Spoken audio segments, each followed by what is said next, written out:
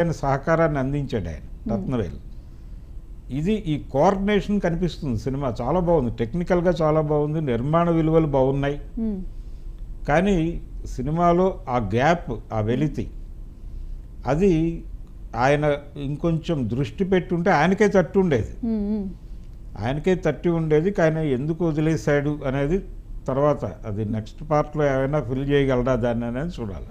అంటే ఇది క్లైమాక్స్ మీద మిక్స్డ్ టాక్ అయితే వినిపిస్తుంది ఫ్యాన్స్ విషయంలో.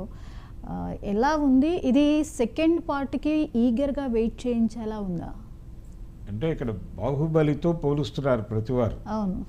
అంటే బాహుబలిలో కట్టప్ప బాహుబలిని ఎందుకు చంపాడు అనేటువంటి ఒక క్వశ్చన్ మార్క్ని అది జాతీయ స్థాయిలో చర్చ జరిగే లెవెల్కి తీసుకెళ్ళగలిగాడు. అవును. అలాంటి ఒక సన్నివేశాన్ని ఇక్కడ చూపించాడు కానీ దాన్ని ఆడియన్స్లో అంత క్వశ్చన్ మార్క్ అయ్యే అంత డెప్త్లో వెళ్ళలేదు. దాంతో ఒక చిన్న అనుమానంతో ముగుస్తుంది అది.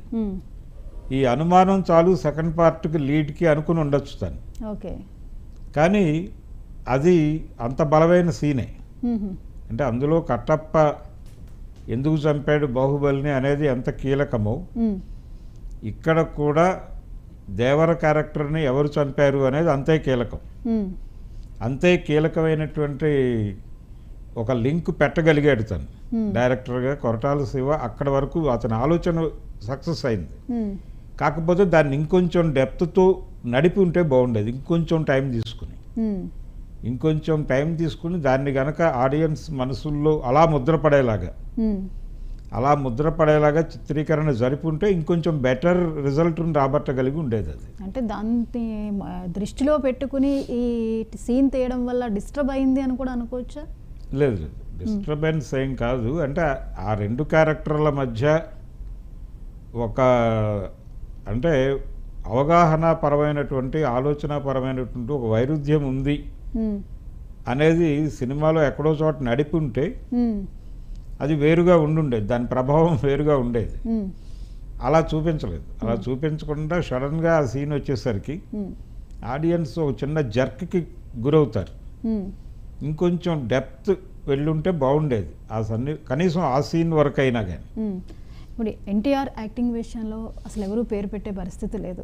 ఎన్టీఆర్కి 100% మార్క్స్ అనేటువంటి టాక్ వస్తుంది. ఇక మిగిలిన పాత్ర విషయంలో రకరకాల టాక్స్ వినిపిస్తున్నాయి. డైరెక్షన్ విషయంలో కూడా అలానే వినిపిస్తున్నటువంటి పరిస్థితి.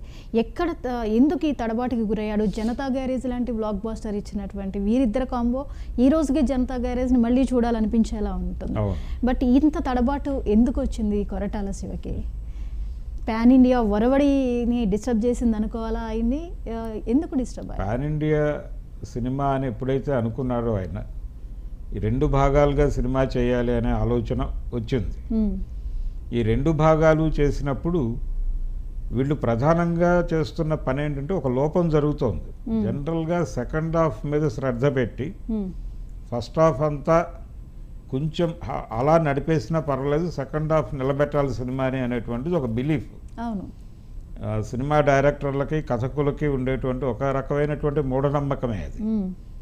ఈ మూఢనమ్మకం వలన ఏమవుతుందంటే ఇప్పుడు వీళ్ళు రెండు భాగాలు తీసేటప్పుడు ఈ మొదటి భాగాన్ని ఫస్ట్ హాఫ్ అనుకొని దీన్ని లూజ్గా వదిలేస్తున్నారు. ఈ వదిలేసినప్పుడు ఇది ఒక సినిమాగా ప్రేక్షకుడు థియేటర్లోకి వెళ్తాడు.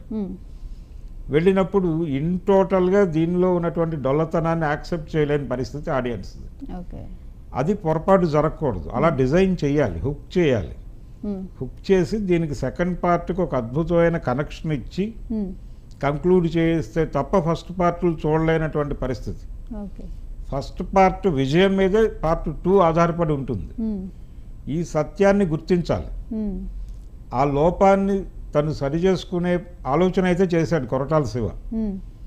సలార్లో కనిపించినటువంటి లోపాలు ఇందులో కనిపించలేదు.